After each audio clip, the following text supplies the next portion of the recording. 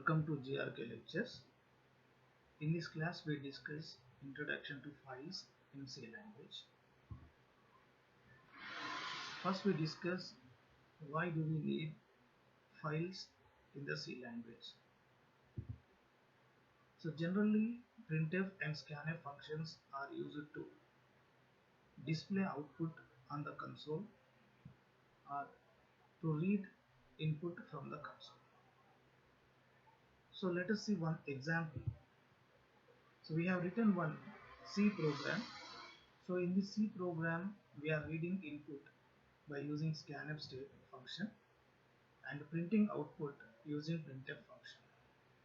So when the C program produces the output, assume that the results of first year BTech students is going to be produced by the C program. So once these results are produced by the C program, so these results will be taken by the concerned department for result analysis. Result analysis means from these results how many students got distinction, how many students got failed, how many passed. So like this for different types of analysis, so that results will be taken by the concerned department. So here this output is produced by printf statement. So whenever this program is closed, then automatically the results produced by this program will also be destroyed.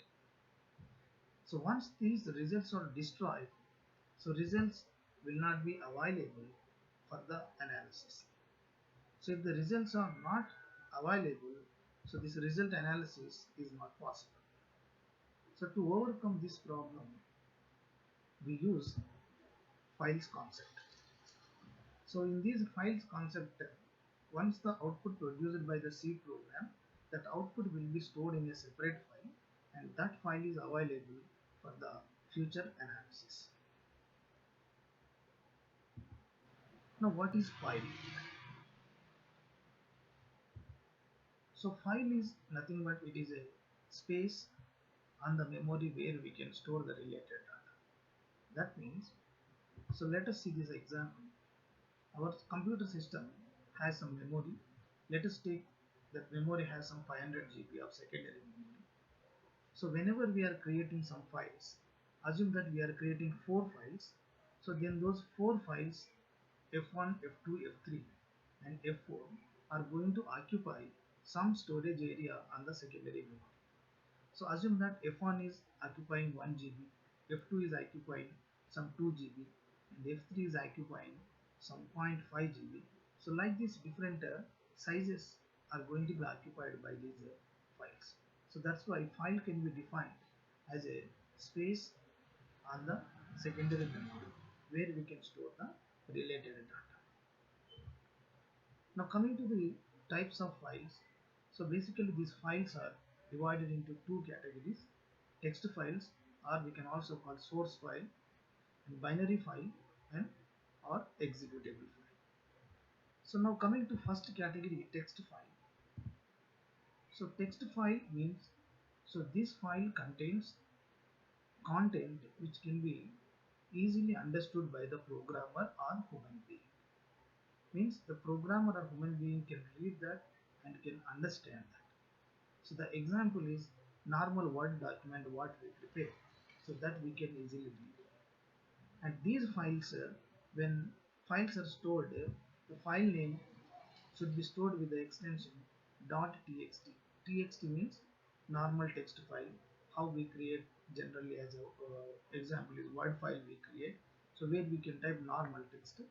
And coming to the second one, file name, let us take f1 f1.c. That means it is a normal C program. So in the C program, when you are creating a file, we type some program statements, and those statements can be easily understood by the programmer. So on the whole, this text file is nothing but it contains some contents which can be easily understood by the programmer or human being. So why we are calling source file means this is nothing but human readable form, and the source file word generally we use in case of the programming languages.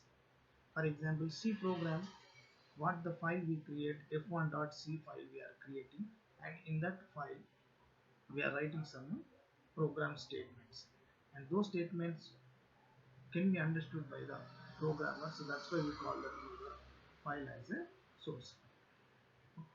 Now coming to the binary file. So binary file means this contains all binary digits, means the entire content of that binary file is consists of zeros and ones combination.